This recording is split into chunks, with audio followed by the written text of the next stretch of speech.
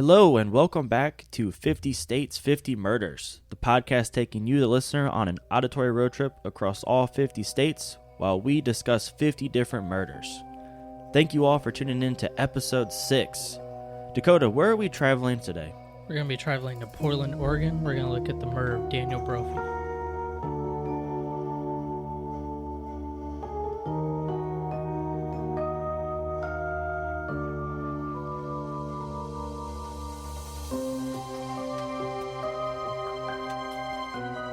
This week we are going to be covering the murder of Daniel Brophy. This was a murder that took place 4.5 years ago in the state of Oregon. But before diving into the case of Daniel Brophy, let's take a moment to talk about the state we're traveling to, as well as some notorious murders that happen to take place there. Oregon, it's nicknamed the Beaver State. And it's nicknamed the Beaver State simply because when Oregon was being settled in the Wild West times, fur trade was instrumental in the state's economy. It's not any longer important. They do hold the beaver in high regards. You have the Oregon State Beavers as the state school. It's a big deal out there. The state itself, it's located in the Pacific Northwest, which is above California, under Washington, and it borders the Pacific Ocean. A couple interesting facts that I found for Oregon. Dakota, I don't know if you're aware of this or not, but in the state of Oregon, it's mandatory to let a gas station attendant pump your gas. You're actually unable to pump your own gas in the state of Oregon. Okay. I know they do that in like New Jersey. I know Oregon. Yes, there's 2 states that require this, Oregon and New Jersey, except for if you're in rural areas or if it's nighttime.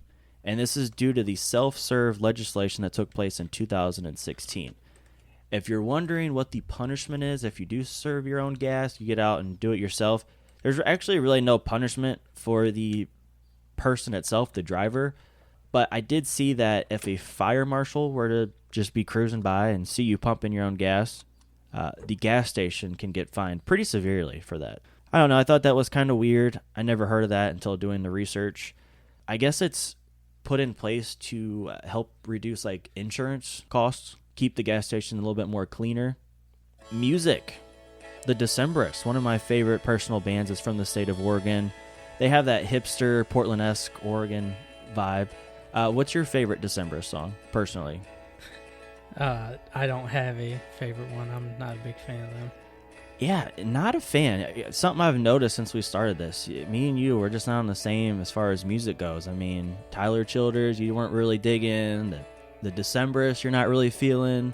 If you're listening to this, real quick, maybe pause this episode, go check out a song or two, and then come back.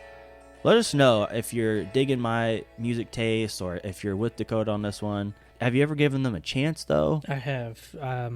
We used to listen to it all the time at the tavern. Yeah, for sure. Rose Tavern, because you and Tone. So Tone does not count. Okay. You cannot count him in on your little experiment here. All right, so that's there's a lot of different music that came out of Portland, but I wanted to mention that just because I've seen them live twice. I really enjoy their music. Let's talk about some things to do. Dakota, I don't know if this is up your alley or not. I'm gonna throw it your way. We'll come back to it at the end of the episode. Portland, Oregon has more breweries inside its city limits than any other city in the world, with more than 60 breweries. And also, if that's not up your alley, maybe this is. Portland is home to the most strip clubs per capita than any other city in the USA. All right. What do you think about that?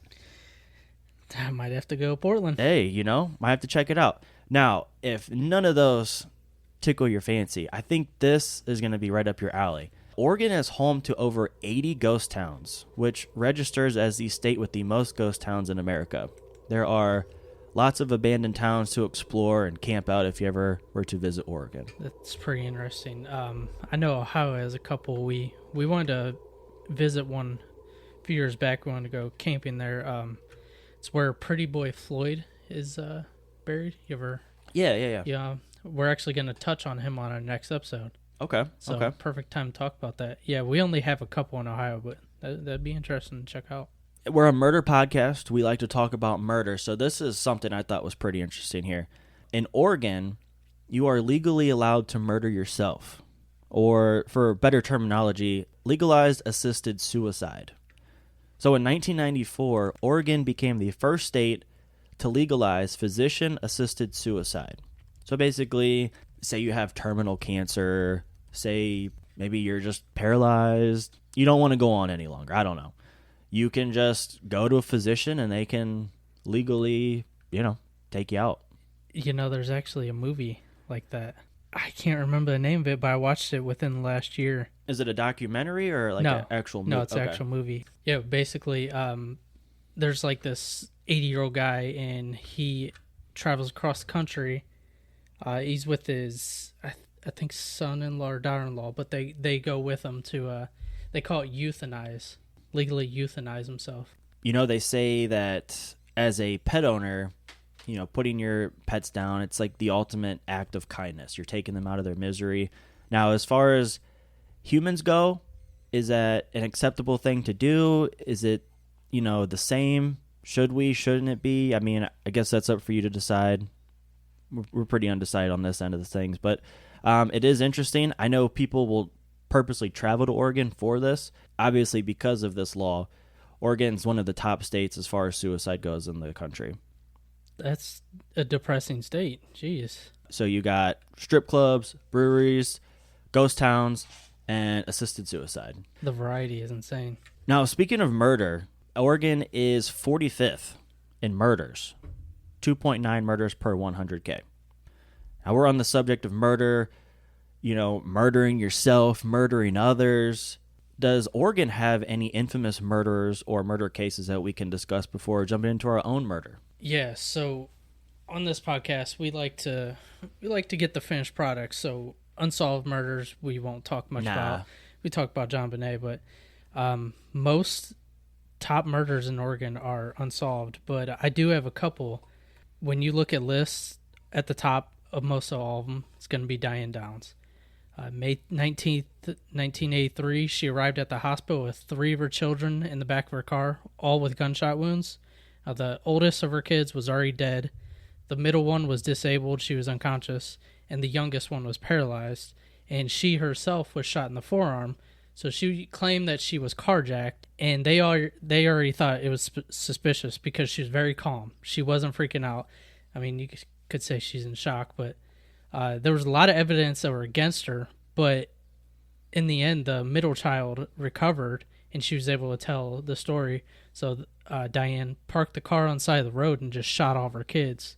And the craziest part is she tried to kill all of her kids, but at the time of her trial, she was pregnant herself. Ooh, yikes. Yeah, so her husband divorced her before this because she was having an affair, and he didn't think the youngest was his. So she thought she thought she would kill her kids to start over. But problem was the guy that she was having an affair with was also married. But he didn't want to start over. He wanted nothing to do with her. Oh, yikes. So yeah, he ended up testifying against her and how she was crazy and stuff. Okay, so yeah, just slaughter your 3 children, just a fresh start. Yeah. Just a clean slate, move on to the next person. Interesting. She sounds like a lovely character. Who do we got next? We got Kip Kenkel. Before Columbine, there was Kip. He was a school shooter who killed his parents and then went on a shooting spree at Thurston High School. In 1998, so about a year before Columbine, he would murder 2 and wound 25 others. And since it started at home and it didn't really rack up the amount that Columbine did, it isn't well known. Mm-hmm. But this kid sounds just like Eric Harris, who was the mastermind behind Columbine. He was a psychopath who loved guns, and he also loved blowing stuff up. That's the first time I've heard of Kip, personally. Again, I know we kind of mentioned this when we talked Colorado. I just feel like Columbine's like the first school shooting I've ever really heard about. You don't really hear about any school shootings prior to Columbine. I wonder why that is. Well, they were just so open with everything. They opened that case up to the public. So, I mean, I gotcha. That's why. All right. I believe after Kip, we have one more infamous Oregon murderer. And this is an interesting one, I thought. Who do we got? Yeah, Randall Woodfield. He was also known as the I-5 killer. For the I-5 highway. He would be convicted of 3 murders while he was suspected up to 40. He was actually drafted by the Green Bay Packers in like the 13th round or something back when they had shit ton of rounds. Mm-hmm. But he couldn't stay out of trouble, so they cut him. And that's when his petty crimes turned into violent. He would stalk that highway for women. He would hold them at knife point before raping and murdering them. And actually, It's crazy because I sent you a TikTok earlier this week. Guy pulled all the money out of his family shared account, $200,000 down the I-5 highway, just threw it all out the window. People pulling over.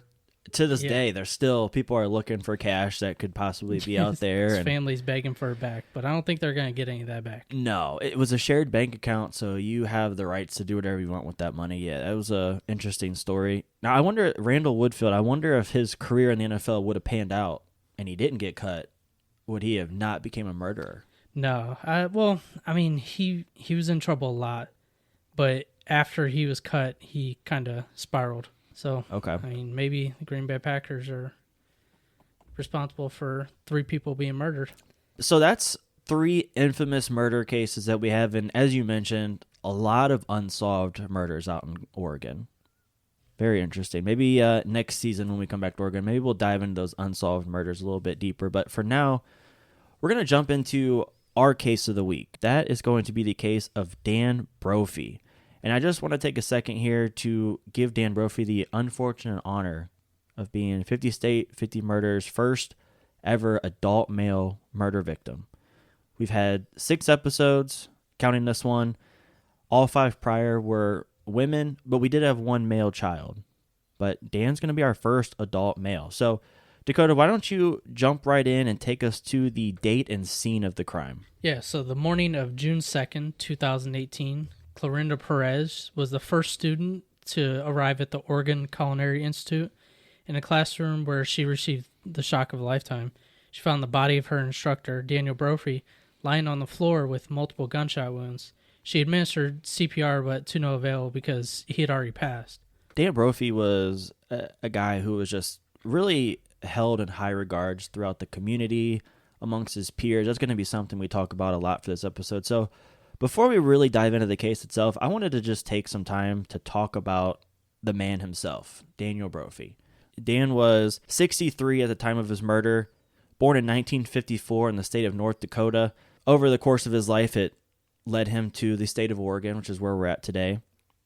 Dan was a father to his one and only child, Nathaniel, and this son came from his first marriage. He was also a grandfather. In regards to his first marriage, it did result in a divorce. Later in life, he would be remarried to his current wife at the time of his death, Nancy Brophy. Nancy and Dan were said to have a fantastic marriage. No real issues. They seemed to always get along. They were very loving to one another. And they were married for around 20 years. Is that correct? Yeah, so they met in the early 90s, 91, and then they were married. They had a big ceremony in 97. Again, held in very high regard, respected. Brophy was a chef and a teacher. And in fact, he was 2 for 1. He taught at the Oregon Culinary Institute.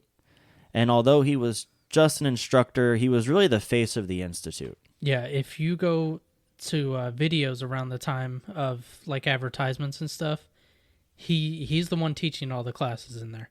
Like they put him front and center because he was very, very well known in the area. He knew what he was doing. Yep. He had over 30 years of experience as a chef. So at this institution, he was both the chef and instructor. His classes would teach his students how to cook, prepare meals, as well as how to run a restaurant. This school was open to the public as a place where people could come sit down and eat the food that they were preparing. We actually had a place similar to this in our high school. You know, I think a lot of schools do something sort of like this. Students can prepare meals and the public can come in, sit down, and try out what they're doing.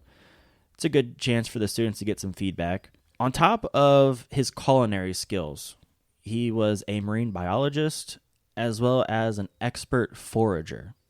For those who are unfamiliar, what is a forager? Basically, his way of foraging, he would take all of his students into like forest woods, and they would go mushroom hunting. So he foraged for mushrooms, and there are a bunch of videos on Daniel on YouTube, and all of them, they have comments from former students about his mushroom trips. And his mushroom trips. Yeah, he mentioned, because some people asked if every mushroom is edible, and he said, yeah. Oh, yeah. Yeah, if it's not, it's only edible once, so technically it is. Okay, I like that. That's a good way to look at it, I guess. Doing some research on Daniel myself, I'm sure you came across this as well. It was said that upon first interactions, first meeting him, he was more of an intimidating person. He, he was someone who you were kind of nervous to talk to, but as students got to know their instructor, got to work with them, he really had that softer exterior and someone who was easygoing and friendly. He was listed as tough as an instructor, but very fair and rewarding. Really, to dive into how good of a guy he was, he regularly volunteered at his local soup kitchen. Dakota, I don't know about you. I've never volunteered at the soup kitchen. Probably something I should do. Have you ever done anything like that? No. He always liked giving back to the community. He constantly created new ways to repurpose unused food and unused ingredients. He just didn't believe in waste. Sustainability was something that he was a big believer in with his students and at home. And just because you graduated his class, the teacher-student relationship didn't end there. He really took pride in following his students' careers in the culinary field. And for the students that he really believed in, he would go out of his way to put in good words and try to get them into the specific restaurant that they were working for. Now, given how loved Dan was, obviously he was missed by many upon the news of his murder. His students, who were actually just nearing the end of the semester, in complete disbelief their instructor was no more. His son Nathaniel, they originally were estranged for quite some time. Again, it was from the first marriage, and they went quite some time without talking. But it was in the later life where they rekindled their father-son relationship, and they really got close before he was murdered. So this was... It must have been a nasty divorce because originally Nathan did have his last name, but his mom ended up changing it. Yeah, he took his mother's maiden name, but they did get really close. Nathaniel actually worked for Nancy's catering business for a little bit of time. So not only is he getting closer to his father again, he's getting close to his, I guess you could say, stepmom. Yeah, so around the time that Daniel moved to Oregon, his wife, current wife, Nancy, moved to Oregon also from Texas. She was previously a chef, and they met at his first teaching job. He was a teacher at a different culinary institute, but she would later on go on to a different career of writing books. Okay, so previous chef, later turned into an author. So obviously, Nathaniel's lost in all of this, and as mentioned, his wife Nancy, together for 20 years, she's stuck alone, trying to pick up the pieces of this devastating news. Yeah, she was completely broken. There's recordings of the phone call that was made to her to let her know that her husband passed, and she just mentioned she doesn't care who did it. She just wanted her husband back. Those around Dan are just struggling with how to proceed, who could have done such a thing. A person who was just so highly regarded, loved in the community. It made things a lot harder for the police who were handling this investigation. Can you take us into the investigation itself? Tell us a little bit about that process. Yeah, so police really had nothing to go on because of the kind of guy he was. He had no enemies. It wasn't a robbery because it was a culinary institute. There was nothing to rob. There were no suspects, no motive. But it was not an accident because he was the first person in the building, and he was shot in the back in his own classroom. After falling down, he was shot once again in the chest. And at first, Clorinda, who found him, didn't even realize he'd been shot. But when she was applying CPR, she just saw a pool of blood. It wasn't until the EMTs arrived, lifted him up, that they found the bullet casings under him, which they had no fingerprints, so whoever did it, they knew what they were doing. Yeah, we had an expert murderer, someone who knew a lot about murder. And you mentioned it was not a robbery. We know this because when police investigated, there was still cash on Daniel. There was cash in the classroom. He would bring cash to the classroom, and he would give it to his students if they actually needed meals or food. Again, just the kind of guy he was. Now, here's what we got so far. We have a beloved Daniel Brophy murdered in his classroom morning before class starts in what seems to be a professionally handled execution. It was not a robbery, no enemies, No one that had any ill will towards Dan that we know of thus far. Police are struggling in this investigation as to who the suspect could be. They're just coming up with nobody on the suspect list. A couple months go by, and something sort of changes in this whole entire story. Tell us what happened here to put someone on their radar. The police got a couple insurance policies returned to them and stated that Dan had up to $800,000 in life insurance. So this took one of the lead detectives back to June 6th, which was only 4 days after the murder. He received a phone call from Nancy Brophy, and which we'll play right here. I don't want to be the stupid question of the day, but I think I need to be the stupid question of the day. So my insurance company said, well, just have the detective write a letter that you're no longer a suspect. And I said, man, I just don't know that he's there. And I'm not sure that he looks at it that way. But if you do, I'd get you to write the letter. Why would you need that? Because they don't want to pay if it turns out that I secretly slipped down to the school and shot my husband. Well, we never would do something like that. I've never heard of that being done. This is such a stupid little policy. I can't believe they're making me jump through the hoops like this. This is only $40,000. And as my sister said, usually when they do that, it's for millions. And I said, yeah, we weren't insured for millions. Now, if the detective wasn't suspicious after that phone call, he just caught Nancy in a huge lie. She said that there was only $40,000 in his life insurance, but they found out there was actually up to $80,000, and that's not including their house, which was about $300,000. So we're up over $1 million. That's a lot of money. Yeah. So police started to press her for details about her whereabouts and gathered evidence to use against her. Now that they have a prime suspect and they're looking into this a little bit further, evidence really just started unraveling on Nancy. Hard to believe at the time because, again, how well their marriage was. Friends and family all admitted to just them being in a very loving relationship. No arguments, no issues that people knew about. But behind the scenes, they actually were going through quite some financial issues. Nancy, as you mentioned, she was a chef as well. She had to sell her catering business. The sell did not go very well. To try to recoup some money, she became a writer, and that did not go very well. We're going to talk about her books and novels later on in this, but for now, let's get back to the evidence. Nancy claimed that she was walking her dogs around the time, but obtaining street cam footage around the Oregon Culinary Institute, this was determined to be a lie. They spotted her van on multiple cameras driving close to the Institute, which was a 15-minute drive from their home. This is where her story starts to get a little shaky. She testified that she had been out for a drive getting Starbucks now, and she was just getting some fresh air, trying to just gain some inspiration in her writing. Investigators could not find any footage or receipts having her claims. This is when she said she must have misremembered. You ever misremember anything? Yeah. It happens. Yeah, misremembered going to get that coffee the morning my husband got killed. Yeah. Yeah. So this is just the beginning of the evidence stacking up against her. There were bullet casings proven to be from a Glock, which Nancy owned multiple, but none of them matched. Can you tell us a little bit more about the guns and the Glocks and the ammo matching or not matching? Yeah, so she had those guns for her protection, and it was actually her husband who wanted them.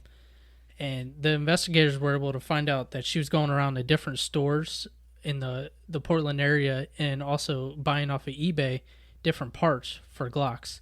So she was able to change out the parts, and that essentially made it harder to match the bullets to the exact gun she had. Okay, so Nancy's just out here buying parts and pieces, and she's just building her own guns at this point, which... A 67-year-old lady out here building her own guns, that's pretty wild. 67 years old, she's out here buying guns off eBay, gun shops, she's building guns, she's putting guns together. There was also a really interesting purchase that they came across, and that was night vision goggles. What the hell is she building? So we have to ask ourselves why a lady nearing 70 has night vision goggles. And once again, she claimed that was something she was using for inspiration in her writing, which okay. she Yeah. seems to be using for all of her claims. Yeah. She's got to find inspiration somewhere. She's almost living the part. She's getting into her characters, and if she's gonna write about murder, I mean, she's got to live it. She's got to do something to get that experience. So maybe people are wondering, like, has she ever wrote anything that I've heard of? Does she have any like New York bestsellers? Dakota, can you tell us a little bit about Miss Brophy's writings and her books? What do we have? The to look answer forward to that is no. She was a very bad writer. She wrote mostly romance novels, and a series of her books raised eyebrows for police. The titles all started with the Ron, so the Ron Cop, the Ron Seal, the Ron Hero, but there was one that stood out in particular. It's called the Ron Husband. Ooh. So in this book, a husband tries to have his wife murdered to collect on her life insurance. Interesting. It was the very thing that made her a suspect in this case. So as you're listening to this podcast, we talk about Nancy being a chef. She had her own catering business. She's a writer. You're almost thinking like, okay, she must be a well-educated, intelligent person. Not really the case on this one. We talk about our murderers in previous episodes just being dumbasses. And this, I mean, we got plenty more states to go, but for now, for me, this one's really got to take the cake. So we talk about her writings or novels, and that wasn't even the main issue. The police came across a blog post, not even a book, a blog post that was easily traced back to Nancy because she put her name in the title. And this blog post was titled How to Murder Your Husband. And it gave the pros and cons to murdering a villainous husband, and it was a guide on how to get away with it. As a child to 2 lawyers, she believed she knew the ways to get off free from a murder. Before we jump to the trial, let's recap some evidence we have here. If this counts as evidence, I mean, the first and second red flags, just weird reactions to the entire ordeal, caught in some lies, some misremembrance of walking the dogs, getting coffee, but really, she's just 15 minutes in the area. Her van being spotted on all the cameras. Possessions of bought and purchased gun parts and pieces that she was building together, night vision goggles, and then on top of all of this, her blog posts on how to murder a husband, how to get away with it. The evidence is just stacking up against her. You mentioned the life insurance policy that was over $1 million, but she lied about the value of the life insurance policy.